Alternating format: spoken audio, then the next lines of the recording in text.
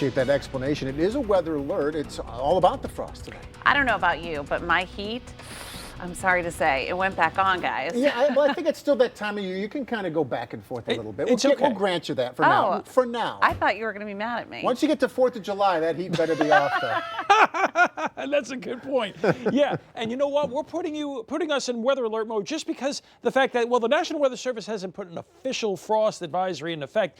That's because the growing season hasn't technically started, but technicalities aside, I bet you there's a lot of you that have thought about or may have planted some extra flowers or gardens or whatever it is, and that's why Violet did a nice job there explaining what you should be doing. And so be aware that there's that threat for frost and even possibly freeze conditions for our coldest countryside. It's part of what's new and what's next. So yes, temperatures are going to be chilly by tomorrow morning, and there's also a threat for some fog too in some of the deeper fog-prone valleys early tomorrow morning. But otherwise, by tomorrow afternoon, the high temperatures should be very close to normal, which is something we have not done in the last few days. So we should crack 60, maybe even get to 61 or 62 tomorrow afternoon.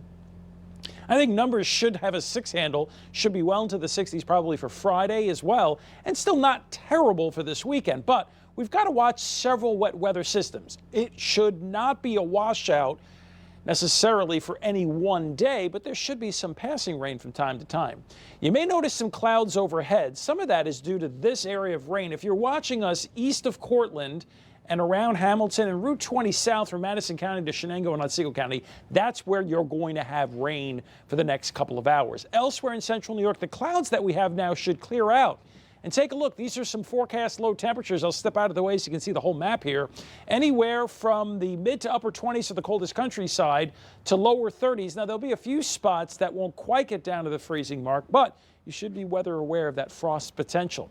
And here we are Thursday morning with those chilly numbers. Any fog or frost burns off to essentially a sunny day. Yes, there'll be some pop-up clouds, but not as many as we've had recently, and no pop-up showers for the first time in a while. So we actually have a dry day for you tomorrow. As I've mentioned, upper 50s to lower 60s, cooler by the shoreline of Lake Ontario.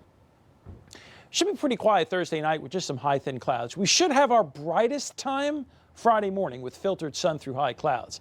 Clouds should thicken up through the day. There will be an opportunity for some rain to develop. There's still some question on how fast this develops, but let's call it mid-afternoon, a threat for showers for the southern and western Finger Lakes, and a threat for showers late in Syracuse. And then we should be in and out of some rain and showers Friday night. And then on Saturday, probably at the very least, some morning rain. And then breaking up a little bit, perhaps a peak of sun, and then some new showers, and probably only being in the mid and upper 50s. So that's what Saturday looks like. We're hopeful that we get a break Saturday night for a while and the first part of Sunday. And if so, we may be well into the 60s with an outside chance of 70 Sunday afternoon. But then we've got to worry about a wetter system. I'm a little worried that for Sunday night to early Monday, some of that rain could be heavy at times. It's way too early to tell exactly how much rain, but if the worst case scenarios start popping up, we may have some flooding issues around here Sunday night, so we'll carefully watch that. And after temperatures feeling a little better over the next few days, oh, you got to be kidding me. We flipped the calendar to May, and here we go again with sinking numbers and substandard conditions. With these passing showers, a little grapple and some sun and below average temperatures. No, don't, yes, unfortunately.